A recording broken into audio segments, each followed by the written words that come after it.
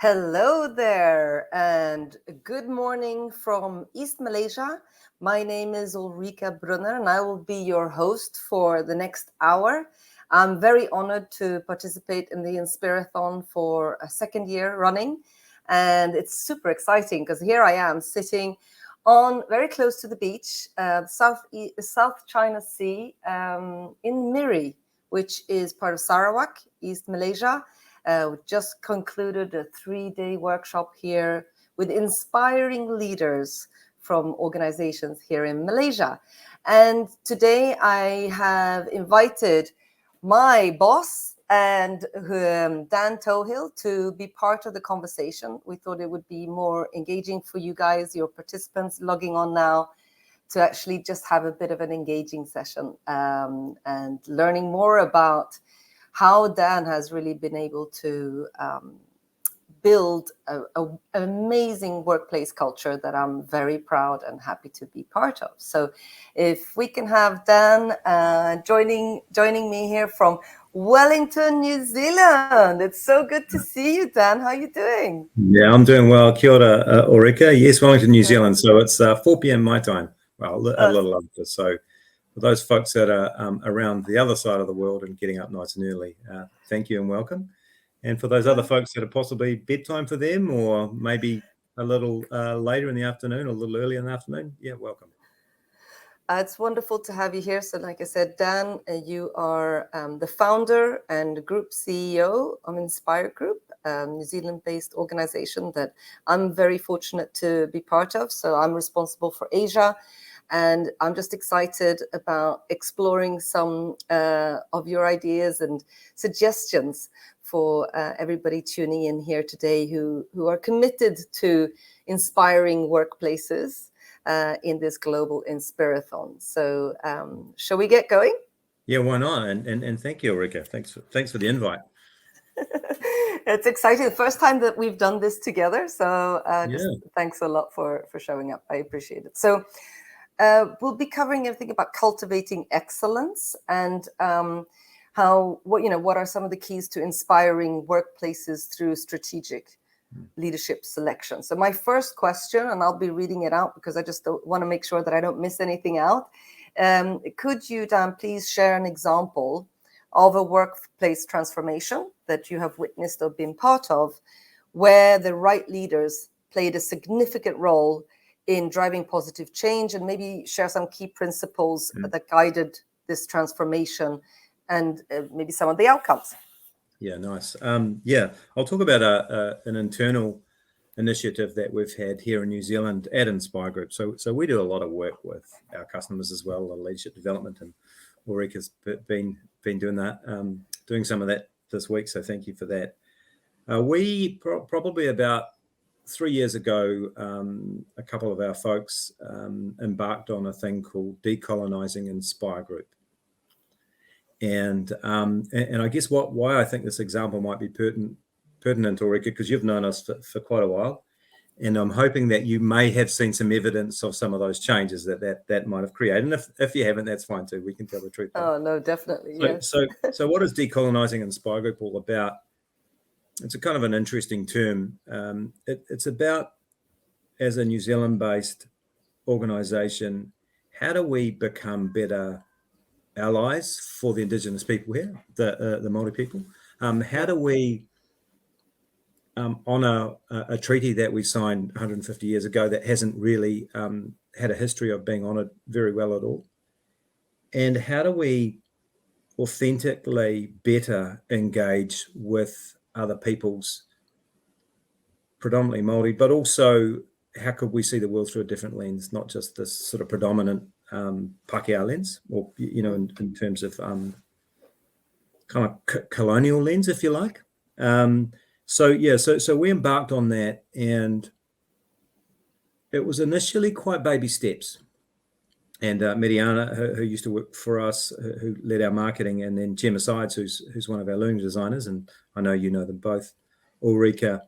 Yeah. Very baby steps, but it's been fascinating to observe some key things that they've done, which I believe is useful for any organisation, right? So we'll share a little bit about the story. So, they mapped out a strategy, because why wouldn't you? And, they took it to the leadership team, and we had a look, and yep, sure, why not? Let's do this sort of thing.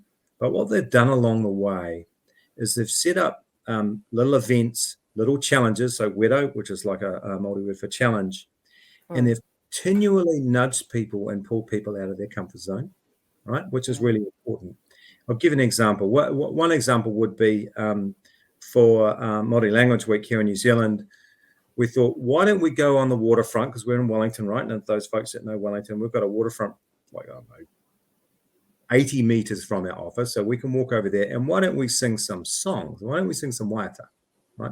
For some people, that's really outside of their comfort zone. But for us, it's this expression of support that we're trying to give to Wiki Aotearoa Māori. Yep. So that's super important. And so those continued challenges and expecting and appreciating that people be outside of their comfort zone, which we all have to be as leaders, right? That's really important.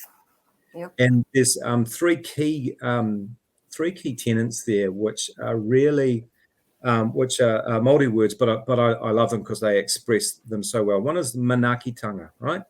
Now, some people's manaakitanga is to take care of people and to be a great host, but it actually means to uplift their mana, uplift their worth as people, right? So I love that word. It really resonates. It's a beautiful word. Whanaungatanga is getting to know each other, huh? in a deeper way. And you do that when you're working on challenges together, right? Not just the work stuff, some internal stuff, right? And the other one is called tahitanga. Tahi's one, but together. So we do this together. And everyone is on this journey at a varying pace, right?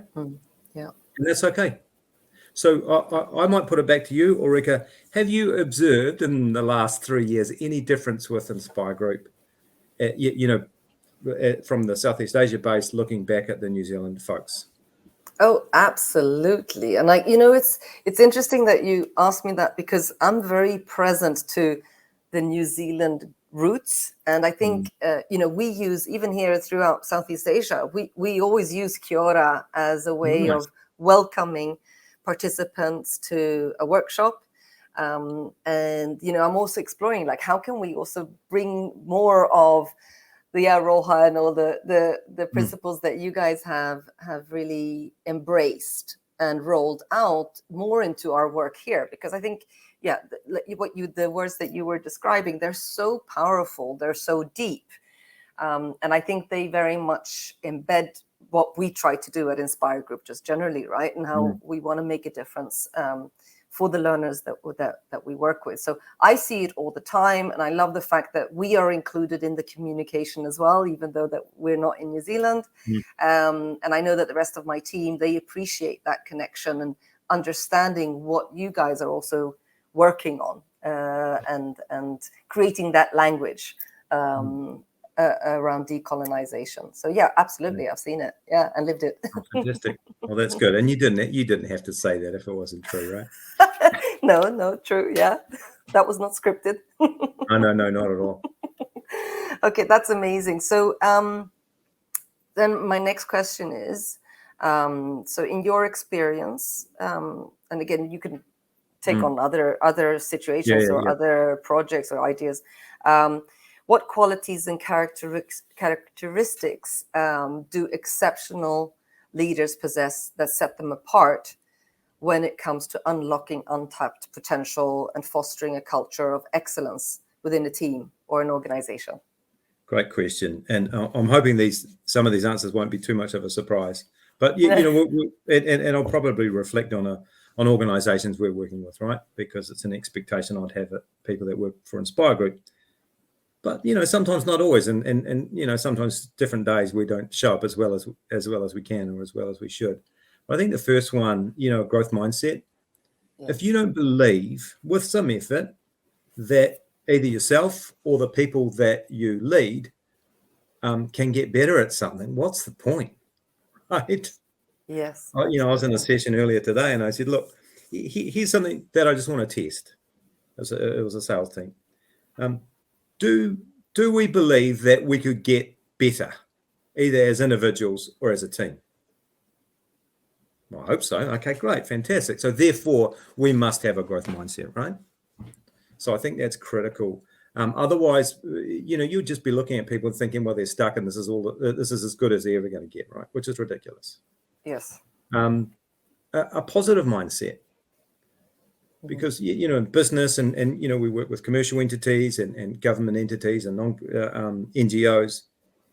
If you're not showing up with a positive mindset, you're not instilling any confidence in anyone. And that doesn't mean that you're blindly positive or you're weirdly too optimistic. Positive mindset for sure, but a solutions focus, right? Yes. And I firmly believe, and we've seen this time and time again with organizations, the positive mindset leads you to more options, right? And more potential solutions for things. So I think a positive mindset is important. Also, who wants to work with someone who's like Eeyore, Winnie the Pooh, the Eeyore, Yes. down all the time. I mean, life's so short, and yeah, we all have stuff going on. I get that, but who wants to be part of that system, or who wants to be around that? It's just life's too short. Yes. And then I think something else that we've seen, and we're seeing this more and more, is the ability for leaders to look across their organizations, whether it's their functional areas or across the entire organization, and the extended organization from a systems perspective. So it's a bit more of an organic view and a bit more of a systems sort of view. So that systems thinking, you've probably seen that for those folks out there come up a lot more. And that's pretty important, but also to appreciate that people are the system. Yes. So all of those nodes and all those connections are primarily people connections. Yes. Yeah. So I'm hoping, what is that? 4 things, huh? I wasn't counting. It all made perfect sense to me. Yeah. And look, and look, there are words on a page, and people might think, oh, well, that's easy, or I've got that. But leadership is not like riding a bike. Right? What? Sometimes we learn to ride a bike, and we can always pretty much ride it. I haven't ridden a bike for, I don't know, 10 months or maybe 12. I'm not sure. I don't know the last time I jumped on a bike. But I know next time I go to jump on a bike, I'll be able to ride it, right? Because I learned when I was a kid. Exactly. But leadership seems to be the thing that you have to choose to show up in a certain way. Yes. Some people it's easier for others. Some people in certain situations it's easier for others. Some people with certain teams it's easier for others. But you have to decide how you're going to show up. Kind of every day, every meeting, every 5-minute interval, right? Yes. And the more you do that, and the more you practice that, the easier it's going to become. So when we're designing leadership development programs for people, we appreciate that that's going to take some time. Yes. But if you don't practice it and you don't start to flex those muscles, you're not going to become a better leader. No, absolutely. Can I just share, because what you're saying to me now is resonating so deeply with me, because like I just come out of a three full days of a leadership session with a large organization, and I was so present to the fact that you have some leaders, right? So people that are responsible for quite large teams. They may have been in this organization, some of them up to 20 years. And they've never really taken time to think about, how do I show up? Like to choose that I choose to be a leader, because many of them, they would have, arrived at their position because of their performance in their sort of technical skills. And then all of a sudden, again, huh? Here you go. Here you get promoted, and now I'm going to magically know how to lead a team. So it was really powerful to see their awareness, exactly what you're talking about when you're saying about the growth mindset. We start there, right? And just opening, oh, okay, so this is where I am, and I choose how I show up, right? And the impact that has. And we see this with folks, don't we, Ulrika? And I'm sure some people listening in, some leaders, myself included, really have to wrestle with giving advice. Yes. Oh, yes. This is the 20th time you've seen this, or the 100th time, you want to go, you know what? This is what you need to do here. Yes. Trust me, I've seen this problem before, right? Yes. And look, I still do that because it's kind of just part of my DNA. Yes. But oftentimes it's not useful. Yeah. We're talking No. about coaching conversations and stuff, right? Yes. So oftentimes that's not useful. That doesn't help someone get to that ability in them. And so, leadership, it's showing up and being present and doing those positive things, but it's also being aware of the things that you're doing that's not serving that person as well as maybe what you could. Yes. And then, of course, that's what we believe in, inspiring others, right? Which is what we're all about. So it's Yes. it's as part of the name, Inspire Group. Yeah. So, Which is a great coincidence too, huh? With the Inspirathon. Yes, absolutely. Yes. Okay, so next question for you. So creating a motivated workforce is a common goal for many organizations. And I think many of the listeners here today will be able to relate to that. Could you share some strategies or approaches that have consistently worked for Inspire Group or maybe possibly some of our clients in boosting employee motivation and engagement? And what can other organizations or participants here today learn from those successes? I might steal a little bit from Dan Pink here in terms of, that purpose. Yeah. Yes. Purpose, mastery, and autonomy, that great triangle. I missed meeting him a couple of years back, but anyway, that's another story. I think purpose, and this is true of I think all of our organizations and true of leaders, they take purpose and the why too much for granted sometimes, right? Yes. Way too much for granted. Yes. So ultimately, why does this organization exist? Who are they here to serve, right? Customers or whatever, the public, and why? Because if you can't articulate that, it's very difficult. Yeah. So I think that's a critical element, and it's worth thinking about. And I know, Ulrika, you do some of this with your work, and you Golden Circle and sort of the 5 whys and getting to the whole point of it, right? So yes. So why do we? I'll share an example. My son's got a job working for a radiography organization in the IT area. Yes. And he must have a good boss because he's very clear about why he needs the IT infrastructure to be working, so people get the right scans and I guess X-rays, etc., so they can maintain their health. Yes. Yeah, and they can be healthier, right, and save lives, hopefully, huh? So nice. he gets that connection, not just I need this to work better, so they can make more money, or this guy can do his job. Yes. Now, look, that's a very relatively simple activity and relatively simple exercise, but that purpose. I've heard one of my colleagues, Stu, in Australia, we're working for a big supermarket over there, and he was coaching the team there, and they're saying, so why do you exist? You actually exist to feed people, right? Yeah. And we can't do without food. Yes. So ultimately, that's what you're here to do. And I thought, yes, well, like really drilling down, right? Not just taking this superficial. Yes. Spot on. Yeah. So look, I think purpose is important.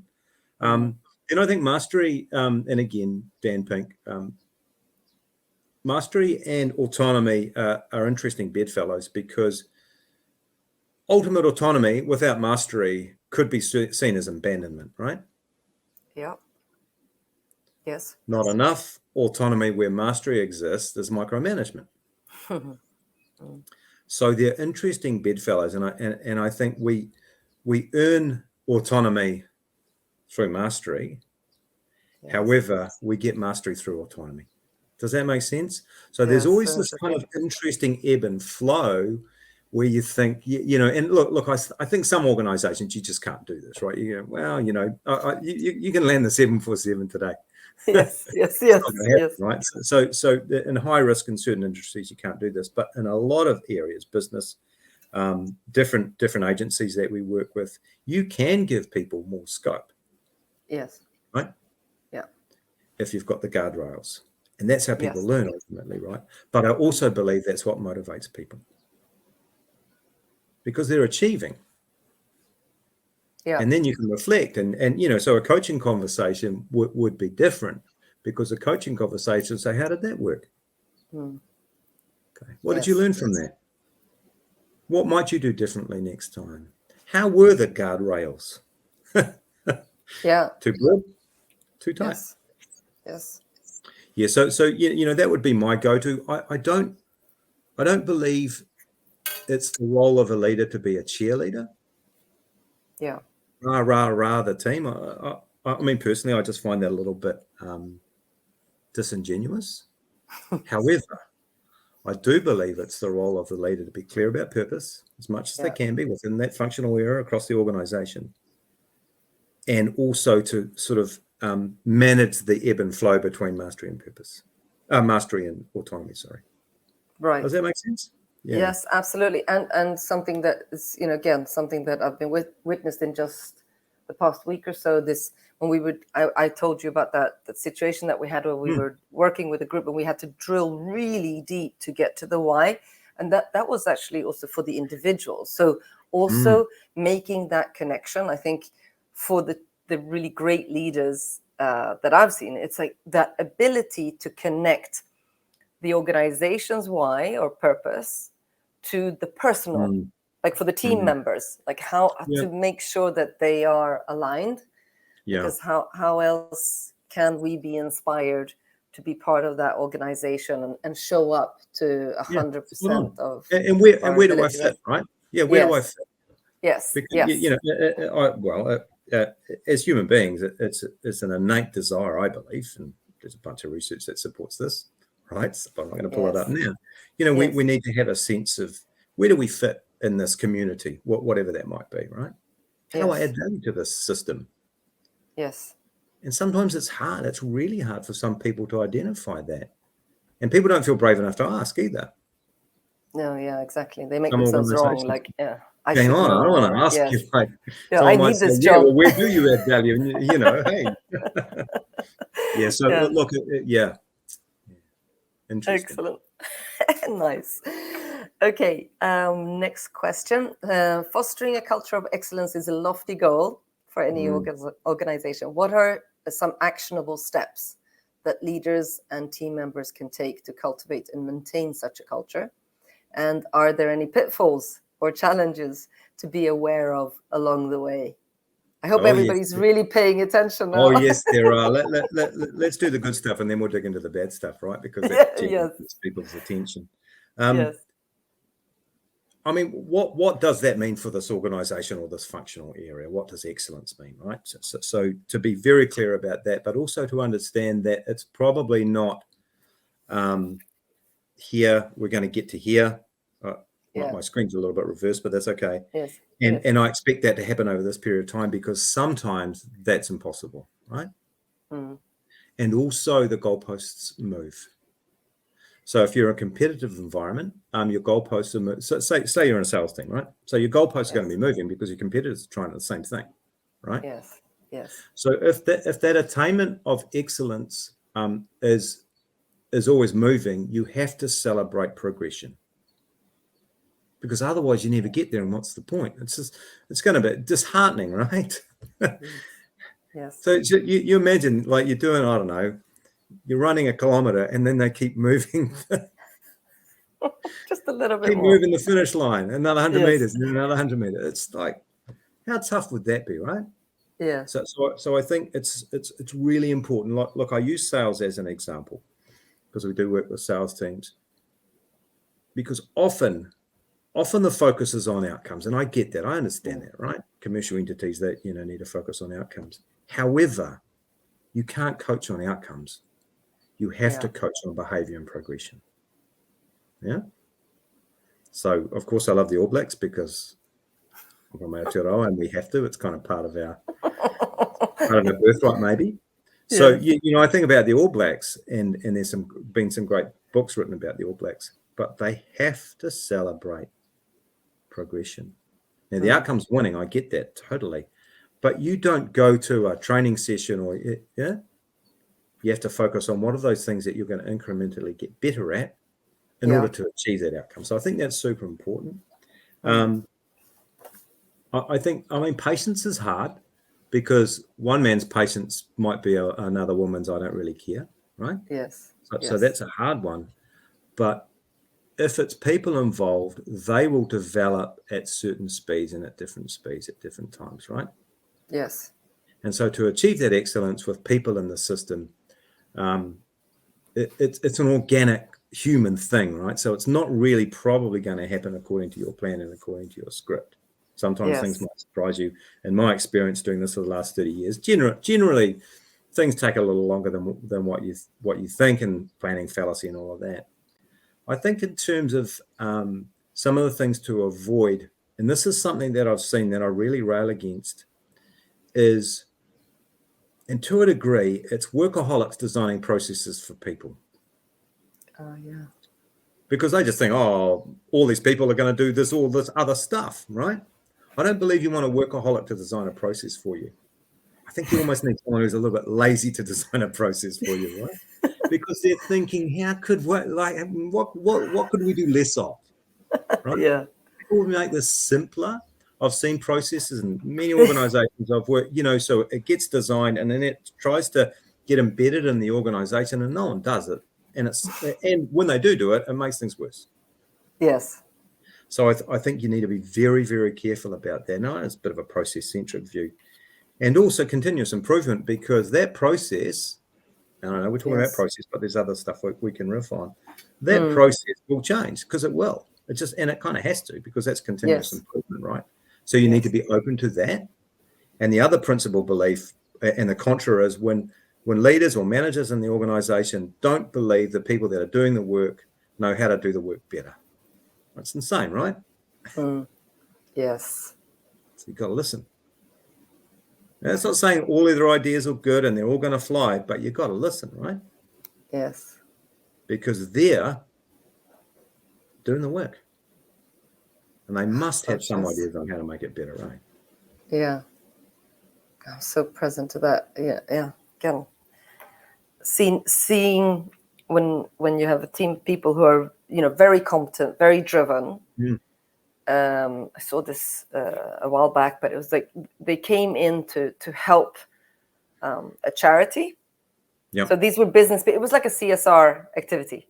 So this team of performing leaders in this organization came in, and they were going to give back by helping this CSR organization to develop sort of like a business plan. So they come in, and they only had like 2 hours with these people, right? They come in and they're like, yeah, try. Oh my gosh, I know what you guys need to do. Yes, here you go. And then they did this amazing presentation that looked like it could be like to pitch for investment bankers or something.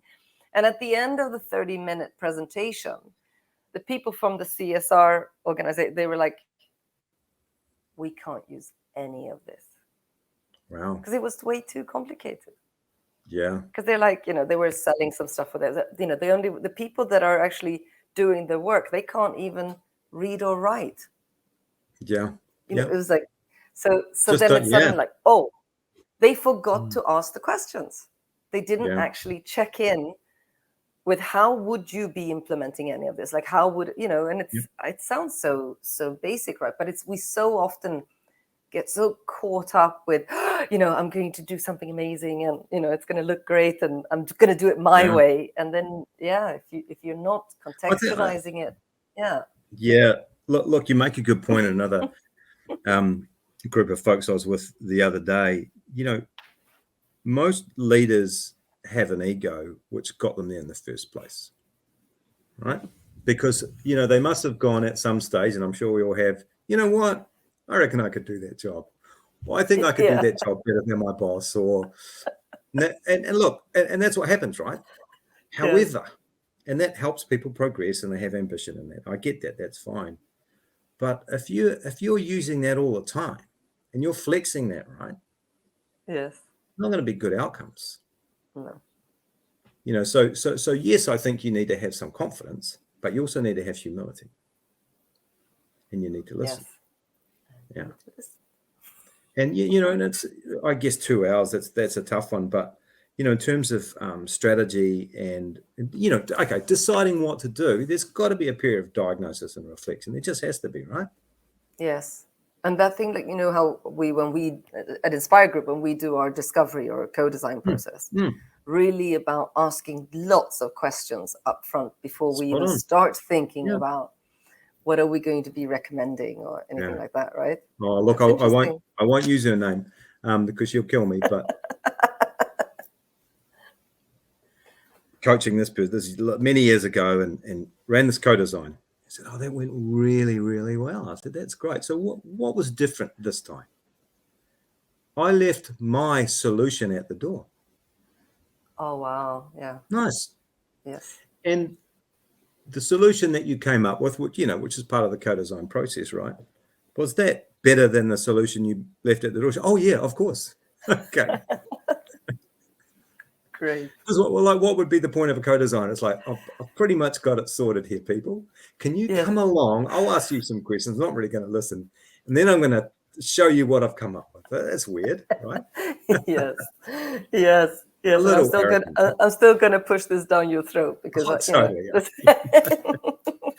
I firmly believe it's going to work. Yeah. Thank you. Wonderful. Okay, so I have another question here. Can you provide some ideas or guidance on how organizations and individuals can start their journey towards positive change within the workplace? And maybe what are some small steps and practices that can lead to significant improvements over time? Something that, some of the people that are looking for some inspiration during this Inspirathon, what could they start off with? Yeah. Oh, great question.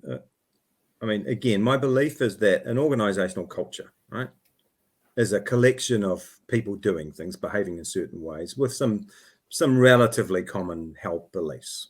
Yes. Yeah. Now, the challenge is, and we're guilty of this sometimes, is organizations, they go, oh, we're going to have a leadership framework, or we're going to have this, capability, whatever that might be, right? And they have this big long list of stuff, and it all looks good. It's great. Communication, strategy development, performance management, blah, blah, blah. Like none of it you'd go, nah, take that out, right? So it's a real challenge. Now, I think the challenge with someone and a group of people working toward getting better at some of those things is you can't do them all at once. You just can't, right? Yeah. It's just too hard. It's almost, it's probably impossible, right? You think, even if you only got, say, 10 things in there, right? It's way too hard. I think another challenge / opportunity, because the flip side of that would be, let's take coaching as an example, right? Yes. It's a good one. We want to have an organization where leaders coach their people.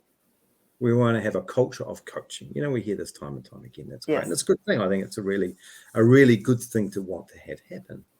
Yes. So, Ulrika, I'll pop this question back to you. What is it? What's one of the biggest challenges that new leaders have or leaders have around coaching? Well, they've never practiced. They don't really know how to do it, or they don't know what they don't know, right? Yeah. And to do coaching well, I mean, it is, I think, an art form. Yeah.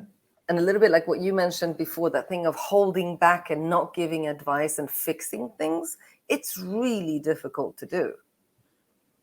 And the way that you ask the questions, right?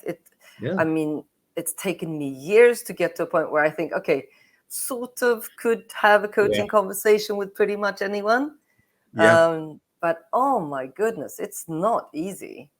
Yeah, spot on. I remember I had this team years ago, a long time ago, almost 10 years ago.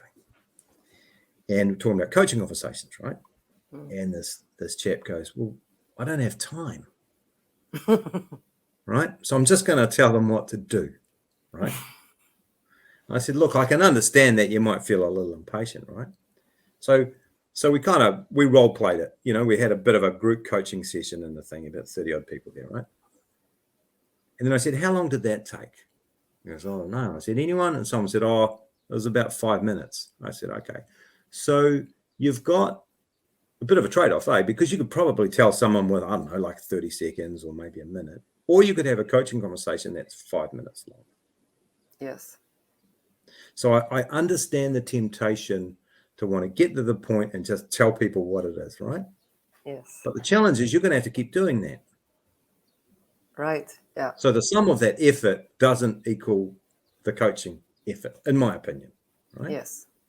So I think it's important for people to be patient in the moment, because it's ultimately not going to work well for them after a 6-month period, 12-month period, however long that is, right?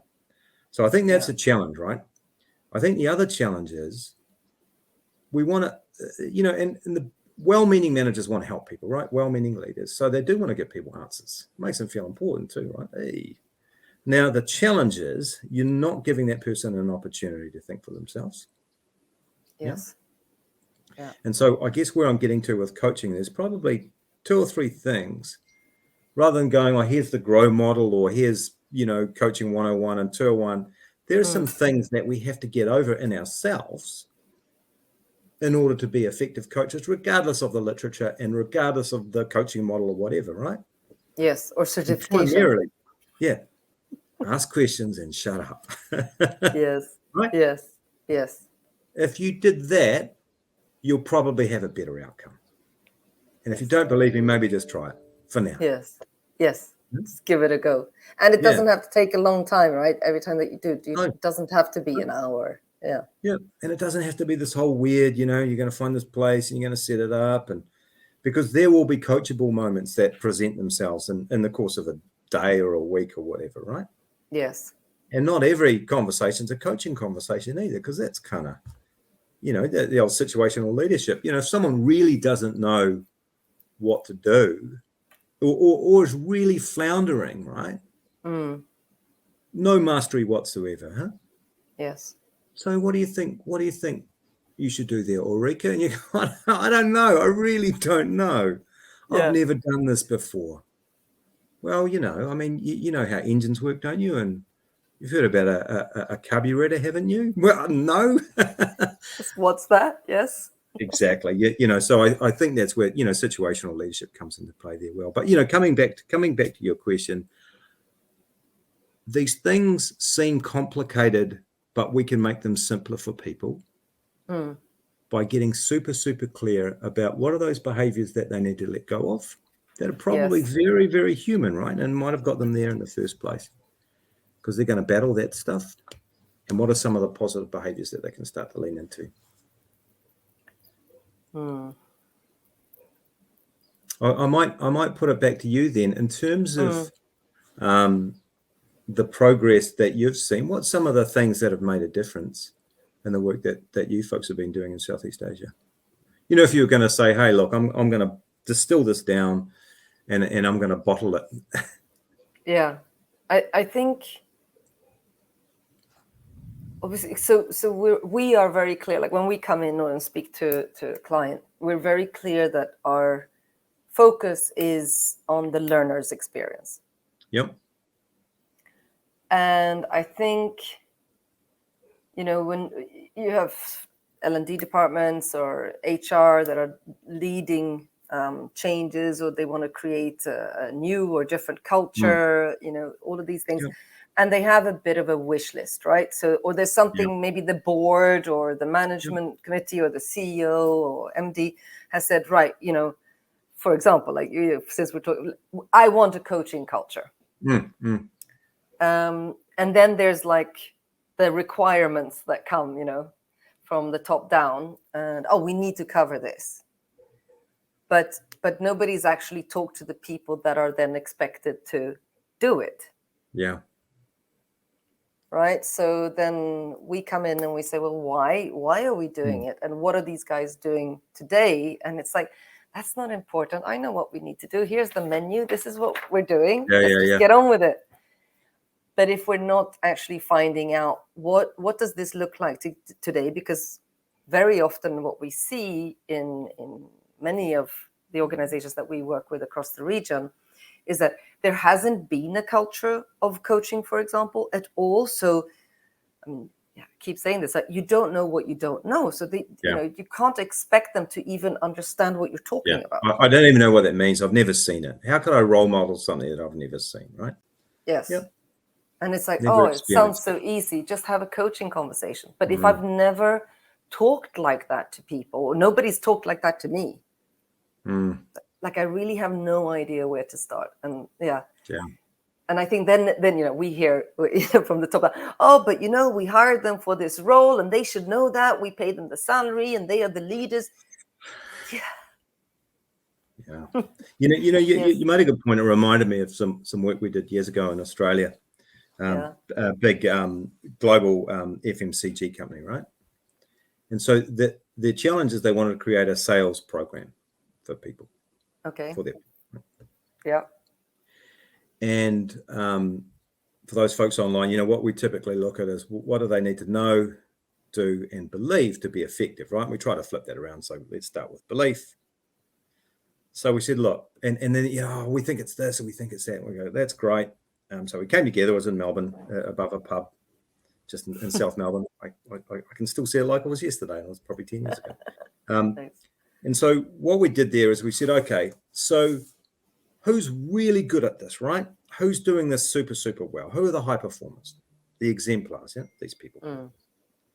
And where's most other people sit? Okay, great. So, so what do the high performers know more than anyone else? What do the exemplars know more than anyone else? Post-it notes and chart paper and 20-odd people, right? Nothing much. So what do the high performers do differently? What are they doing differently? Not much, if at all. What do the high performers believe? What's their belief more than anyone, right?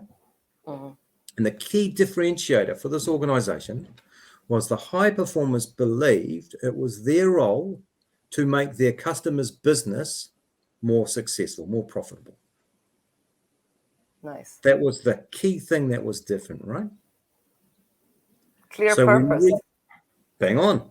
So we nice coming right back to full circle, right? So we redesigned their sales program, which was very effective, and they, met their targets and all that. However, we redesigned their sales program around that. Not, they need to know this and this product line and this and their margins and this and blah, blah, blah. Didn't make any difference, right?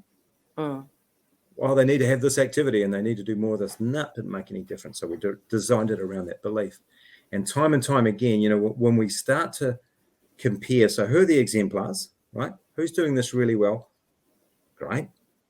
How are they different from the other folks? Because it's not what they know. Yes. And knowledge is super easy to get these days, right? Yes. Some of it's what they do, but primarily it's what they believe. Yes. So then how do we reshape belief, right? How do we design something where people can shift their beliefs? I'm just thinking of so many situations in my, and it makes such a difference, right? When you just take that time again to just have those real conversations and reflect, reflect, and verbalize. Because you're at risk of designing something, whether it be a program of learning or a system or a new functional area with a whole lot of stuff that's not actually going to matter. A whole lot of stuff that's not going to make any difference, right? Yes. And then you, I don't know, you 18 months into it, 2 years into it, you go, well, that didn't work. So what else do they need to know? Yes. Nothing else, actually. What else do they need to be able to do? Good question. But what else do they need to believe? Yes. Time and time again, and that might be, we work with, say, regulatory functions, same deal. Regulatory functions, you have done that, it might be a workplace regulators. Yes. They know the same stuff. They've got all the processes down. They know all the legislation. Okay. Yes. This is modern regulation too, as modern regulators, right? Right. In terms of what they do, they do the same thing. Jump in the car, go and see these workplaces, fill out the forms, do all that sort of stuff. But the sole differentiator is what they believe. And the belief from a regulatory perspective, the great ones are there to make the workplace better not to apply any punitive, they might have to apply police them, yeah. Hang on, yeah. Yes. Yeah. So that's their role. So what does that look like? Curiosity, right? So then you start to unpack that, and then we can say, oh, okay. So that's the stuff we've got to focus on, right? And that's why you look at, of course I'm going to say a co-design is critical because that's what we do. Yes. But we wouldn't do it unless we thought it was important. Yes. And we see how important it is, right? What a difference it makes. Yes. And sometimes the outcome of that, which is tough to hear sometimes, is need to do some more thinking, people. Not ready yet. Yes. Yeah? You get those, get the potential learners along, and you've got the HR people there, or people and culture people. Oh, it's going to be awesome. We're going to do this and we're going to do that. And you might have a couple of managers and they go, no, we wouldn't do it. Yes. What? Yes. The poor people in culture, from our client organizations, they're crestfallen. Yes. Right? And they're really upset because they got so excited about this thing that they got us in to help them do, but the thing's not going to make any difference because people aren't going to use it. Yeah. Or like I had this conversation the past week. It's like, so it's important now to continue this. Like we've done these workshops, they're getting coaching, one-on-one coaching, group coaching. So it's important also that the one-up supervisors or people leaders of the participants check in with them. That they, use the one-up leader guide that we produce, that, have the go, oh, but these guys, that the one-up leaders, they're all so busy. It's impossible. And they, for me, I'm thinking, oh no, it's like you're missing such an opportunity to continue the amazing energy and the work that the group has started on. And it's just so important, isn't it? But it's, I mean, what does it say to the learner too? It says, oh, my boss doesn't think this is important. Yes. No, I can't spare. Yeah. And this, like you were talking about before as well, it doesn't have to be an hour. Right? It's a pulse check. How are you doing? What have you tried? What worked? What didn't work? How can I support you? It's look, and also it doesn't. There are some occasions, and I've been chastised on this a couple of times where I've had people say, Dan, this is one of the times I just want you to shut up and listen. I don't want a coaching conversation. I don't want any advice. I just need to chew your ear, essentially, right? I just want to vent. Yes. Okay. Just so we're clear. Fantastic. How long do you need? Exactly. How long do you need me to listen for? Bang on, you have 5 minutes of my undivided attention. Look, and I think, sorry, go on. No. I was thinking too, it's an interesting setup when those senior leaders, and we get this a lot, eh? So we'll have some organizations and, they'll go, until the senior leaders are behaving a certain way, essentially until they're perfect, what's the point doing it with the second tier or the third tier, right? It's never going to be perfect.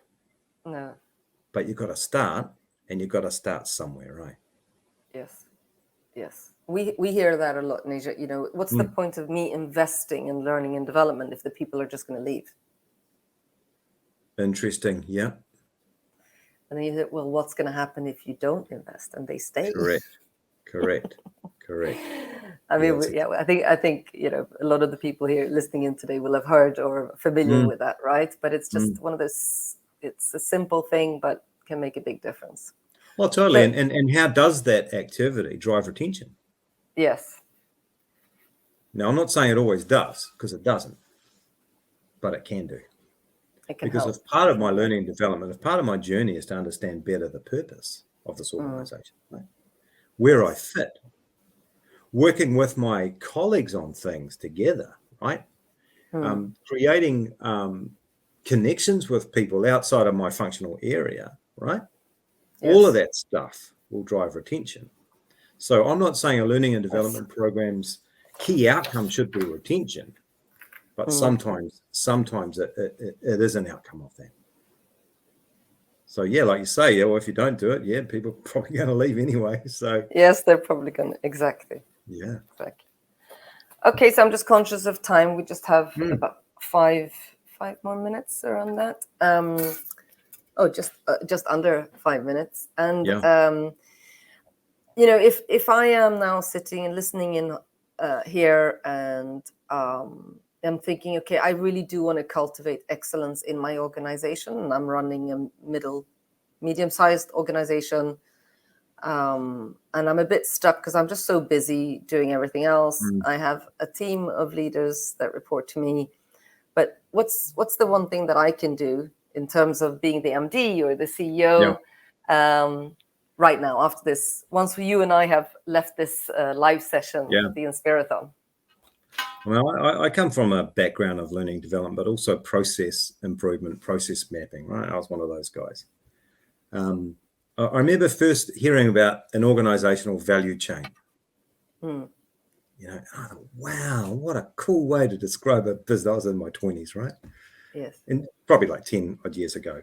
So, and actually one of the organizations, Ericsson, Ericsson Communications, big in the cell phone industry, right? And their CEO at the time, get the business, do the business, support the business. Well, there's a value chain, right? And then, marketing, sales, etc., right? So any organization you can think about from a value chain perspective. And I think someone who is looking at that organization needs to be very, very clear, from a process of diagnosis, right? What's the thing, what's the lever that could be pulled?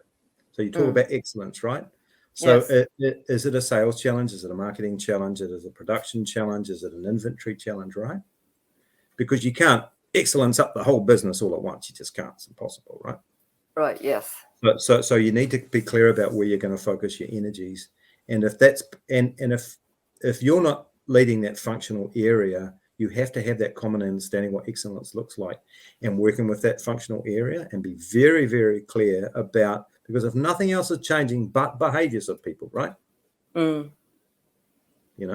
Sales is, I know I talk about sales because, we've done a lot of that work, but it's a good one. And they're saying, well, we're not going to get any different products. Okay. And, say we're working with a retail network, all the stores are the same, and keep recruiting people. Okay, cool. So the only thing that you're looking to do is to change people's behaviors to get more revenue or higher margin or whatever that might be, right? There'll be some business driver there, right? And if it's only to change people's behavior, therefore, this learning, coaching, that's the solution, right? That's the thing. That's going to be the focus. Now, so I guess in summary, be very, very clear about where you're going to expend your energy. And there's good, bad strategy, good strategy, bad strategy. What's that kernel? So what's that thing, right? And double down on that. I would say that. And then enlist the support of others.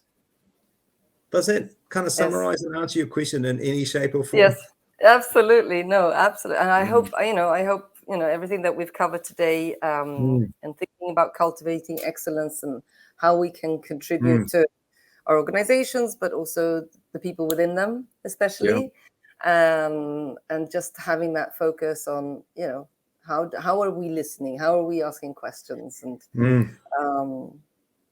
and I think too, and what standard, without betting up on yourself too much, what standard are you going to hold yourself to? Yes, I think.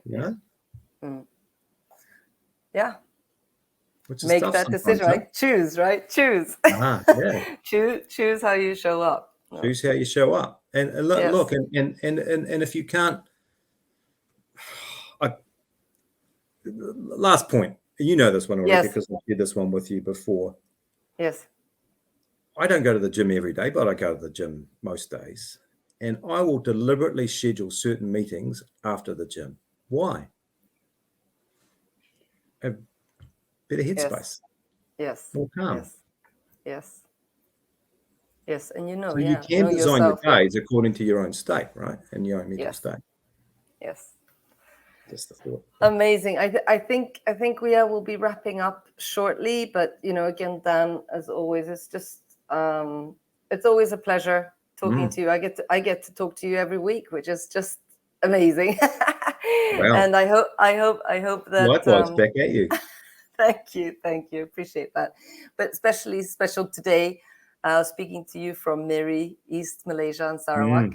And just, yeah, great insights. And I hope that the listeners have heard something that can be useful for them. And, I'm looking forward to speaking to you again next week. Yeah, there might be one thing that everyone could take away, huh? I hope so. It could be useful. Even if that's just listening, wouldn't that be great? Yeah, kind of works better when you listen, huh? Yes. Kia ora, Dan. Thank you so much, and you have a great rest of the week and season. Thank you, everybody, for tuning in. And yes, we are closing off for Asia section for today. And Matt and Inspirathon, I just want to say to you, thank you so much for having me on board again. And I look forward to an opportunity of connecting with everybody who's been online and listening in on the rest of the day. Thank you so much, and have a wonderful continuation of the Inspirathon.